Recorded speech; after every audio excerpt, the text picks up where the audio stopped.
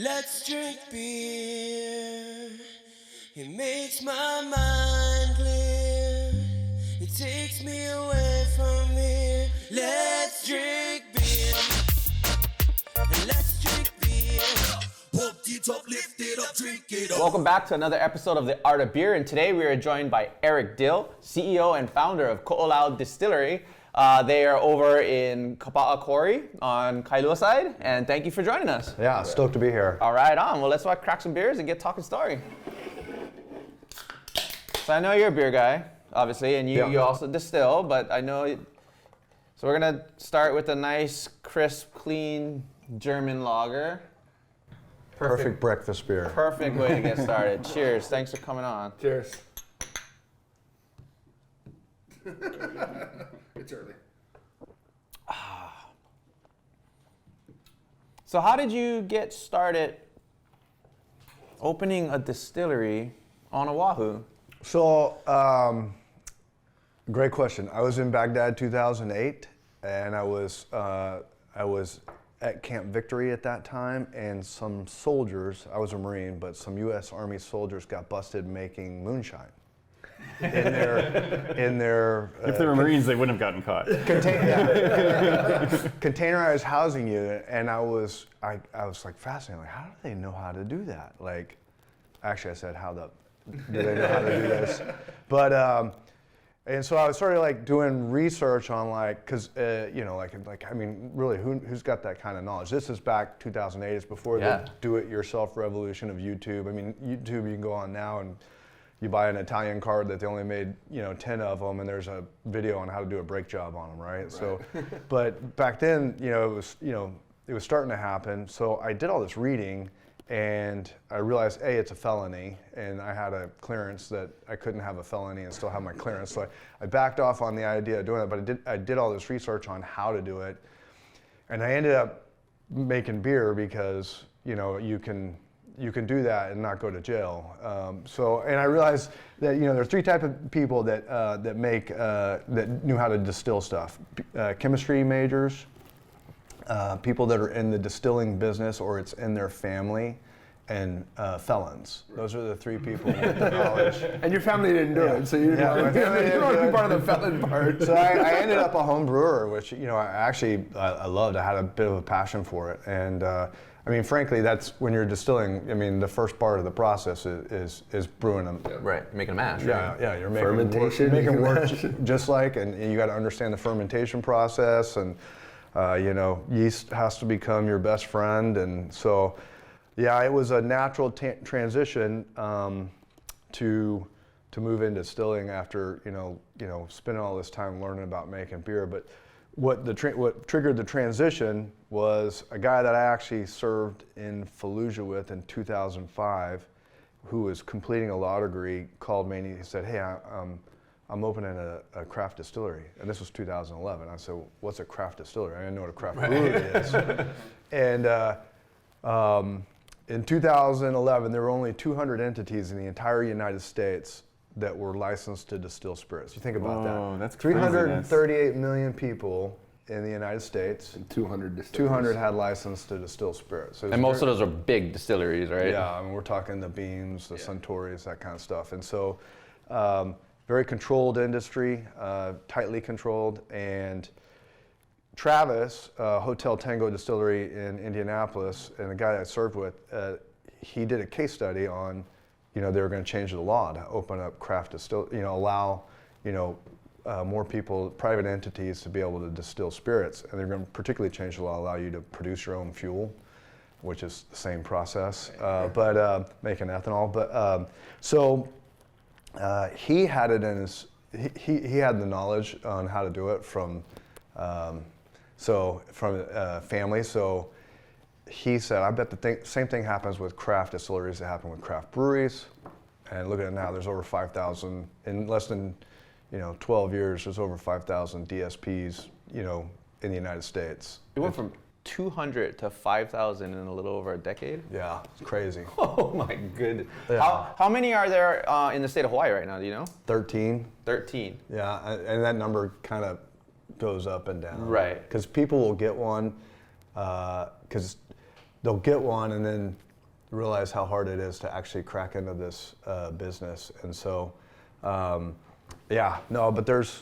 it's pretty cool. We're a very disparate group, whereas, you got the Brewers Guild in Hawaii. We don't have one of those for distillers, but when the pandemic happened, you probably saw, we were on the news because we stopped doing production. I'm gonna have to hold you right there on that thought. We gotta go to a quick commercial break. Yep. We're gonna come back in, crack open this gin and drink some more beer. Bringing you what matters. Viewers can receive the Star Advertiser digital full access subscription for just $9.95 per month. Go to staradvertiser.com and click on subscribe. Use the code AHITHING. Guys, welcome back to The Art of Beer. We're with Eric Dill from Ko'olau Distilling, and we're talking about a little bit of what happened during the pandemic and how the distillers kind of rallied in Hawaii. And while we're doing that, We should have some beer for this conversation. beer, and we're gonna open your gin. Yeah, so we stopped doing whiskey production. We started making alcohol for hand sanitizer, and pretty much all the other distilleries kind of jumped in, and we ended up hooeying up as a result of that. And it's funny, when we talk to each other now, it's still off of the thread from when we were coordinating back and forth between each other, making hand sanitizer. And it was great, because we had we lucked into a lot of hydrogen peroxide, like real, pharmaceutical grade, which is one of the components. And so we're like shipping it over to Kuleana on Big Island. But, Kohana had some of the Bitrex, which was the agent that you put in so little kids don't drink it. And, so they're giving that to us. And it was just a real cool situation where competitors, we're helping each other out, and we've kind of, we didn't actually form a guild or something official, but we've got a good hui among the distillers now, where we actually still use that thread to communicate with each other when we talk about legislation or something like that. So it was a cool experience, but So we've talked about that in the past with some of the other brewers when they talk about it together, is banding together for things like legislation is a win-win for everybody. There's no loser in that game. So it always works out well when the community gets together. Yeah, Especially here, it seems like it's a very small industry, right? Between super small, and it's funny. We're actually really, like I said, collaborative with each other. We help each other out. The guys at Kohana have been exceptionally helpful to us, and we have one of their bottles on display, and people are like, "Isn't that your competitor?" And I'm like, "I don't look at it that way," and so it's it's fun. It's a good group, and we see each other out, and we invite each other to each other's parties. It's a cool experience, and it's a good group to be a part of. Well, we like good groups. We like good parties. So. Yeah. So we got a nice Belgian blonde here. And tell us about this gin, right? So this is so one of your more newer releases, I'm right? stoked to introduce this to you guys. We just found out 2 days ago that I knew this gin was going to win awards, but and we've entered it into a lot of things, but we got news back from kind of the granddaddy of in the spirits industry. In San Francisco, we medaled at San Francisco with Trade Wind Gin. So I knew this was going to bring awards to Hawaii, but it's a really cool gin. It's a botanical gin, and it's an American dry, not a London dry, which is what most people are exposed to. And people will say, "Oh, I can't drink gin." And I'm like, "Okay, well, try this one." And it's amazing how many people we convert with this gin that say that they had a bad experience with gin and they couldn't drink it. And so this is actually Olivia's creation. Olivia took over distilling at Ko'olau about 1.5 years ago, and she still runs my recipes for Old Pali Road, but she's a bit of a gin expert, and I knew I wanted to do. We got asked to do a gin by our distributor, and so we came up with something, and I think it's exceptional. So you'll notice that citrus right up front, and that's the characteristic of an American dry over a London dry. London dry is just heavy on the juniper. We actually de-emphasize the juniper. There's multiple types of citrus pill in here, bit of a proprietary as far as the mix of it, but you got some grapefruit, you got some orange, you've got some lemon, and that's really emphasized up front. You still have juniper, you have some coriander, but what's really unique about this is it's got hibiscus from Maui, and it's interesting because it's the floral note right on the finish. So it's like its own and distinct note right at the very end. So cheers, guys. Cheers. Yeah. Congratulations on winning a medal. That's we're not easy to do. Especially, and you're still a young company. Yeah, 5 years.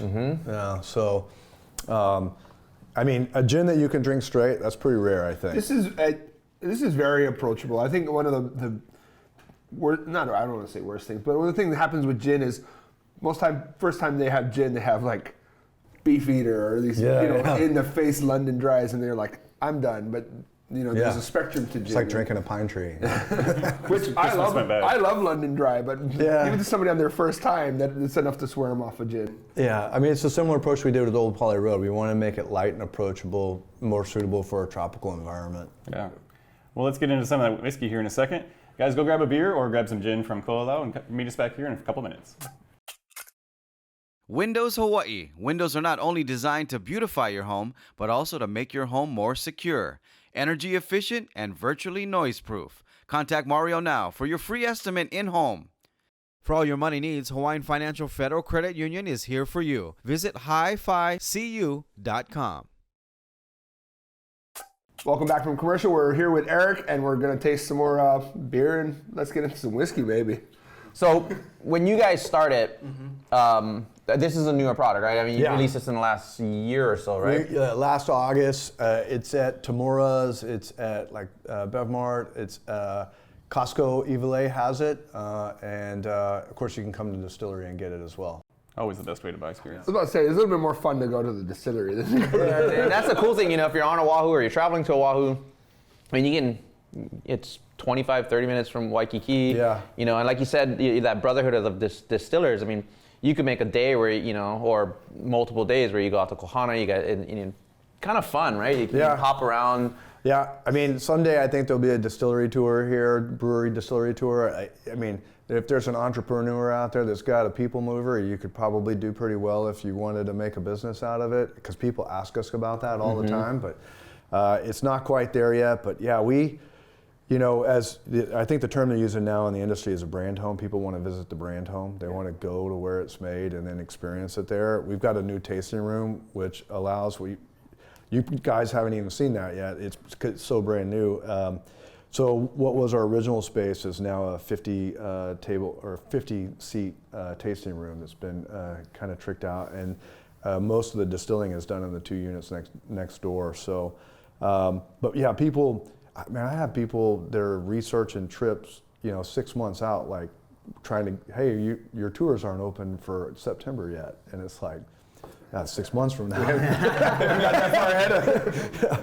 Yeah, I'm just trying to make it to the next month. Let's talk about your tasting room. I remember when you guys first opened, you guys had that one big unit. So you had the still, you had the barrels on the side, and then you had like 4 seats right off to the left. You're like, this is our tasting room. All we could do with that license was give you a sample, right? And we couldn't modify the sample in any way, shape, or form. Now you can come in, you get a proper, old-fashioned. You can get a bee's knees made with trade wind gin. Because you can really showcase how your spirits can be used at home and make your own drinks. Yeah, it's a cool place to sit and chill with the Ko'olau in the background. Well, for visitors too. I mean, it's a great day because either you go over the Pali and it's nice and green. If it just rained, you got some waterfalls going. Or if they come off the H3 side, that first turn around is just beautiful. So you take a nice, beautiful drive, and at the end of that rainbow, there's whiskey. I mean, it's a pretty good day. And that complex you're in, it's neat because there's other businesses that have opened. There's coffee shops now, and there's a lot going on in there. Yeah, Paul King, he's worked really hard to make it not just an industrial area. And that's kind of happening across the United States. That term warehouse chic, that's definitely what our place is. It's warehouse chic. You come in, it's a warehouse, but you're, But then you turn around and the Ko'olau's are right there. Yeah. Ko'olau's are right there. The view from the parking lot's not so bad. Like you said, there's a coffee shop. There's an art. There's 2 art galleries in there now. Looking to the left, you got Old Pali Road up there. You actually take the Pali if you're coming from Waikiki. So it's pretty cool.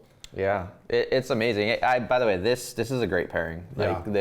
A Belgian blonde with those sort of Belgian yeast I like characteristics. You can tell I like the gin. Yeah, but it's a great, and you can drink this. We're drinking it straight, and then just having a little sip of this with the kind of banana clove notes in this play well with the citrus in this, and this is 95 proof too.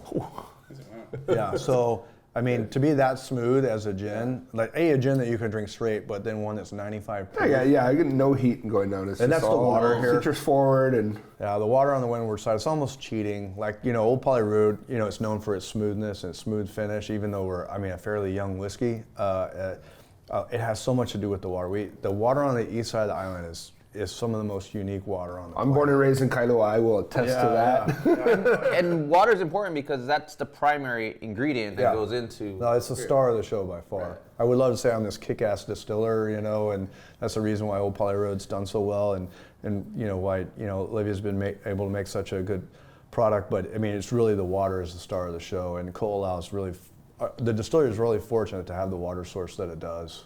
I think it's some of the best water on the planet. We're really lucky, really lucky. Yeah, you put together great ingredients, great water, lots of passion to what you do, and that's always going to turn out a good product. So, speaking of product, we should fill up some glasses with more. So we'll be right back. We'll see you back.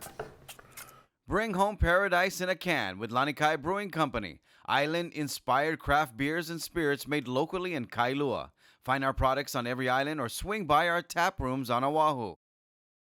Thanks for sticking with us. We're back with Eric Dill from Ko'olau Distillery. And now we're going to jump into the whiskey. Let's get that open. Tell us about this whiskey and tell us about Old Pali Road and everything. So Old Pali Road is a bourbon mash whiskey that is a blend of a 1-year-old and typically a 5-year-old is the mix that we're making. It's 90% corn, 10% two-row malted barley. This here is actually a bourbon that we've made that we finished in a honey cask. So we do a collaboration with Kailua Honey where when we're done with the barrel, they'll take their honey and put it into the barrel, and then it gets this bourbon infusion. It's no alcohol in it, but it's got all the residual sugars and the flavors that are stuck in there. It makes this incredible honey that it's actually for sale at the distillery, but Kailua Honey, if you just go to their, just Google Kailua Honey, you can get to them. Down to Earth, quite a few other places. But, and then we had this idea, like what would happen if we put bourbon back into the barrel after the honey was done? So we took a bourbon batch that we've done and we put it back into the barrel and let it sit there, and we ended up with this here. There was only 250 bottles of this made. So I actually raided the stash to bring this to you guys. Well, we appreciate the raid. You can really pick up the honey on the nose. Yeah, so it's funny, with this one, a lot of people get very different reactions to it. Like I get overwhelming charcoal, almost to the point that it's all I can think about when I drink it. My wife drinks it, other people, they get no charcoal. So different people, everyone's got different palates to begin with. I'm picking up the charcoal right up front. Right in the front, and it disappears. And then it smooths off, and then I get some sweetness, and then So this is only a 1-year-old bourbon. That's made entirely in the house, and it's obviously very smooth for a 1-year-old. But you can taste some of the greenness with it, but it's a pretty unique spirit in terms of the what we're experiencing here, and that honey, it's not overwhelming. It's not like you buy some of these whiskeys that are specifically honey whiskeys. No, this is just kind of a note that you get in the whiskey, I think. There's an essence. Yeah. It's not strong. It works really good with that stout. Take a sip of that stout right now. So this is Ridgeway, UK brewery. It's their foreign export stout. Little roasty. It balances some of that charcoal. Yeah. But then the little bit of sweetness on the back end, because this stout isn't very sweet. They're not meant to be sweet, and that kind of adds a touch of. Yeah. I love it. This is a very good pairing. Yeah, this one, any whiskey that you're drinking straight, you should add a drop of water to. It causes the whiskey to heat up by 2 or 3 degrees, and that actually releases the bouquet more. But this one's got a lot of interesting flavors with it, and I would never even normally Old Pali Road I drink with a big block of ice, but like this guy here, I don't add anything to it, which is pretty unusual for a whiskey. So when you do that, you're actually causing a endothermic. I have to keep my mind straight. Like, is it endothermic or exothermic? It's actually a chemical reaction when you put a drop of water in there, because this is an acid. You add that neutral to it, and it'll cause it to start reacting, and it'll raise the temperature by 2 or 3 degrees, which is why people always say you want to do that with whiskey, because it creates a little bit of a change, and that's where you can smell those flavors. Getting a little nerdy, sorry. Right. I forget the actual saying, but it says for Scotch makers, it equates to basically releasing the serpent. Yep. So it's like, yeah. You're dropping that a few drops in, and Yep. it does that. It changes it, and immediately on the nose you get the different. Well, I always thought, I think everybody's like, you braid stuff like, oh, you can't touch, you can't put ice, you can't put water. But what a lot of people don't realize is, when you get a whiskey that's 40% alcohol, that's already been cut with water by the distiller, right? To get it to, it's not like they're magically all 40%. Yeah. It's like they're adding water to get it exactly there for consistency. Yeah, but it's funny. You can, if you add, this is really an important thing when you're cutting down to barrel proof. You don't add water or you don't add the whiskey to the water, so you don't do, I need this much water to get it down to 80 proof. You have to do it the opposite way. Otherwise, the reaction goes in the wrong direction.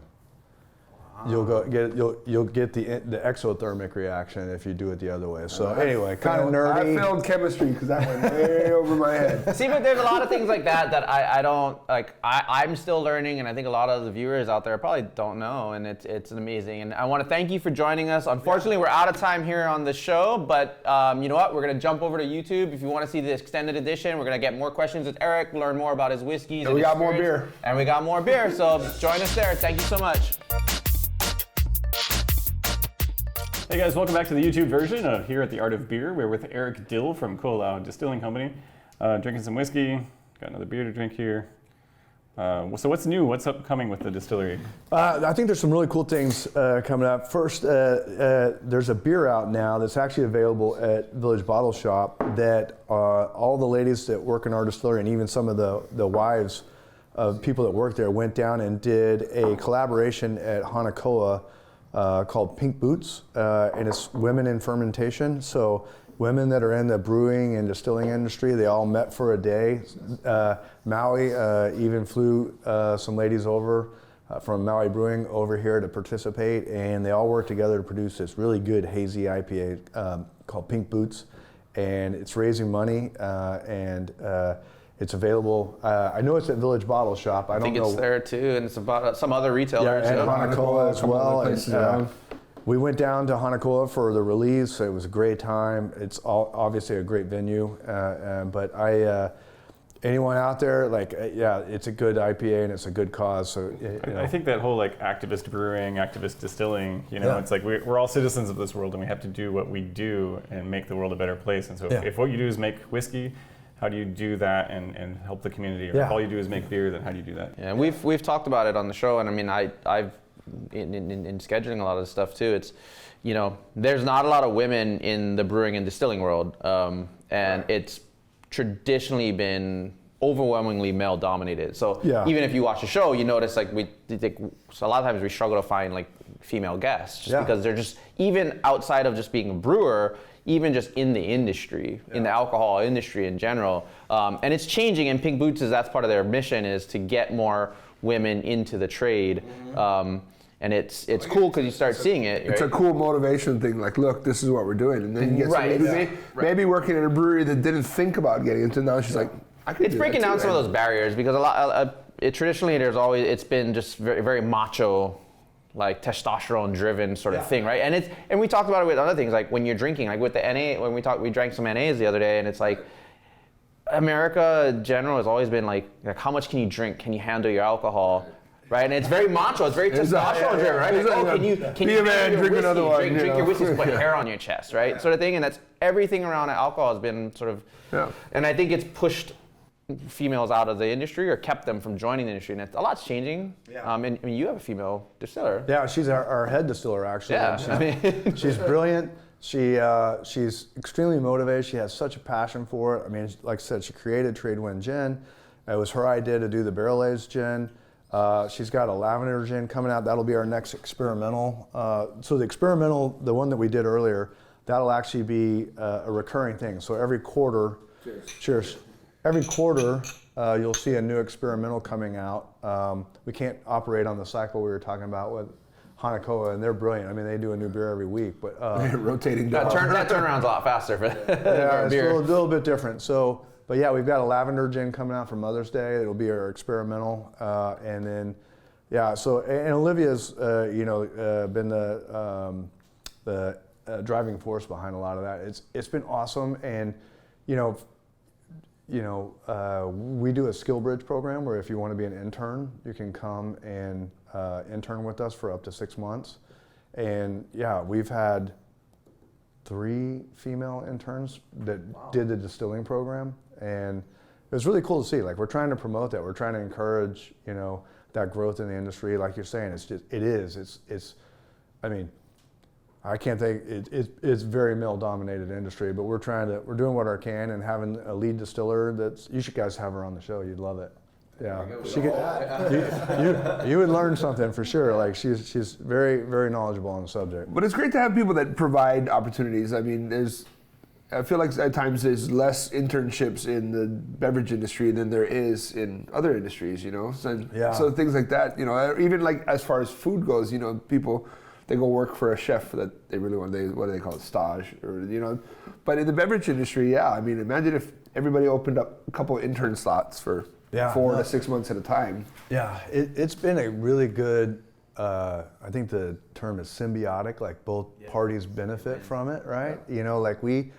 I learned stuff from these guys who are learning from us, and they help us. We help them. I mean, half our staff right now are previous interns, and it's been a really good thing. And I mean, we've had guys, 2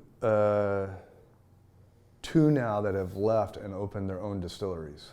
Wow. And I think we'll probably have a 3rd based on the trajectory of one of our interns right now. See, it's interesting because in the craft beer world, that's happened a lot over the last 25, 30 years, and it's always sort of a mark of a really well-run brewery with good head brewmasters, because you look at where people come out of and the people who have trained at certain, and then they go out and start their own breweries, right? So a lot of people come out of Karl Strauss, right? And then you look at the brewers that have come out of Karl Strauss, right? And the breweries they've started.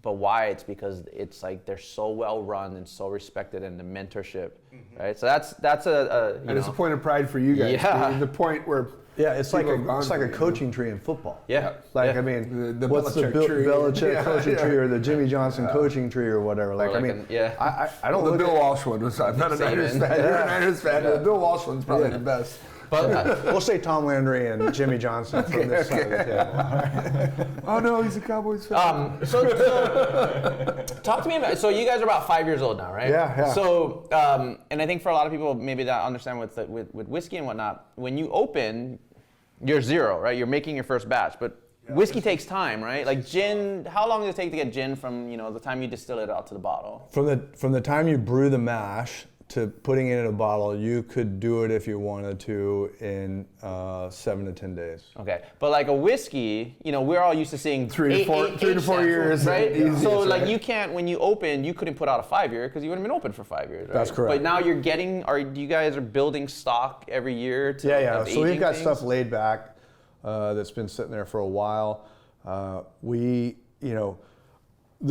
secret in the industry is, and I'll just say it, I won't say it on the podcast, everyone blends. Right. And that's just what it is. Johnny Walker Blue is a blend, yeah. Yeah, I mean, and unless it says single barrel on the label, your whiskey is blended with something else that someone else has probably made. So, I mean, that's just the truth of it. And, we kind of own it with Old Pali Road because there's no way I could put out as much. I think the stuff we make is superior, but there's no way I can make enough of it without blending. Into production. But the most important thing is when we blend with the water here. Yeah. And the water here, like I said, I mean, I can take a source whiskey from Kentucky and add Hawaiian water to it, and it is instantly a better product. Yeah, but those Kentucky guys are going to argue with Is it. that something? Everybody swears they have the same. I mean, no, I know. Like I said, I agree with it, but most people they'll argue that their water is better. That's the. So long-term goals, is that something you guys are looking to put out more? So like the Old Pali Road Private Reserve that came out last Christmas, that's 100% us. This is 100% us. You know, like it's just hard to do. I mean, like in quantity, but. You know, I know we make a really good blended whiskey with what we make here and what we source and the water that we use to bring it down to retail proof. That's the term in the industry, retail proof. So when you take it from barrel proof down to what you actually sell it, retail proof. And it's funny, I mean, a lot of distilleries, they start with the gin because they can get it out to market really fast. But we you weren't. guys, you did it differently, but I think you waited until you had the right person to do the job. Yeah, it was that's exactly it. And I had a passion for whiskey, and I had the knowledge to make it from working with Travis so much and a lot of self-education. I didn't have the knowledge to do that gin on my own. So Yeah. I remember when you guys first opened, we were talking, and you were like, "Yeah, so I'm retiring from the military. I think this will be a good retirement job." So does it feel like retirement? Absolutely not.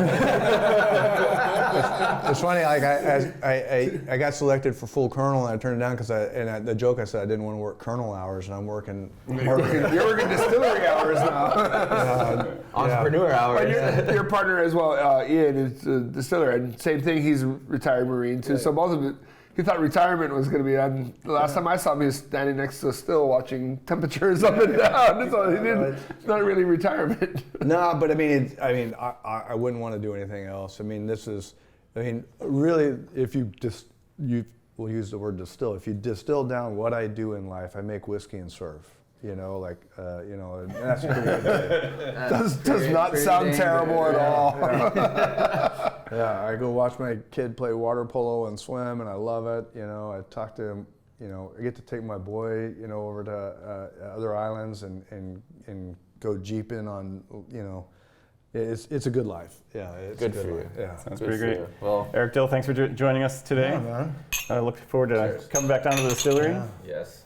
You guys need to check it out. Yeah. Thanks for Come joining us over, today see on us. The Art of Beer, guys. We'll see you guys next time.